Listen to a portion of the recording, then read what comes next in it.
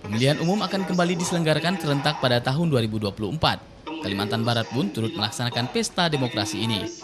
Pengamat politik Kalbar Jumadi menilai COVID-19 harus tetap masuk pertimbangan dalam melaksanakan pemilu serentak. Persiapan matang harus dilakukan. Penyelenggara disarankan tetap mempertahankan regulasi keselamatan jiwa, baik untuk petugas pemilu maupun masyarakat.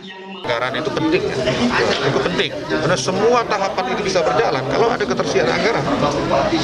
Nah, yang kedua kita berada dalam situasi yang tidak pernah kita bayangkan. Jadi COVID ini jangan dibayangkan berakhir. Nah, instrumen-instrumen itu mesti dipersiapkan. Oleh karena itu, baik itu regulasi, instrumen yang juga mempertimbangkan aspek keselamatan jiwa, baik pemilih maupun penyelenggara, itu menjadi penting menurut saya. Pengalaman 2020 itu membuat kita agak sedikit galau menghadapi. Kenapa? Kita tidak siap sebenarnya.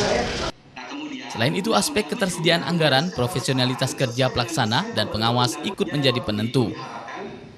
Potensi politik uang tetap harus diperhatikan karena masih mungkin terjadi. Kedepan diharapkan adanya kesadaran lebih dari peserta kontestasi pemilu dan partai politik. Gambaran yang didapatkan sementara ini dari hasil diskusi kita adalah memang permasalahan pemilu dan pilkada itu masih terus berulang. Artinya dari rekrutmen SDM, ad-hoc-nya kan, kapasitas penyelenggara, dan juga memang pasca kegiatan, artinya masa-masa gugatan. Itu kan ketika dia beririsan antara pemilu dan pilkada, itu akan membuat beban kinerja yang bertambah. Kenapa? Karena ini penting ya dalam mengedukasi publik gitu loh. Ya, seperti apa situasi politik terkini dan rencana-rencana apa ke depannya yang seharusnya kita lakukan, membangun iklim demokrasi yang sehat gitu.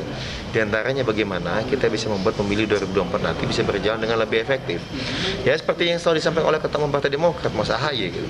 Muda adalah kekuatan. Karena itu tolong kaum muda, ayo kita sebanyak mungkin bisa ikut terlibat dan berpartisipasi dalam kegiatan-kegiatan yang sangat konstruktif seperti ini. Jumadi menambahkan wacana TNI Polri sebagai pejabat kepala daerah sementara jika perlu dipertimbangkan kembali. Ia mengaku unsur aparat lebih tepat ditempatkan menjadi pihak yang netral dalam melaksanakan pesta demokrasi. Yon Setiawan, Kompas TV Pontianak, Kalimantan Barat.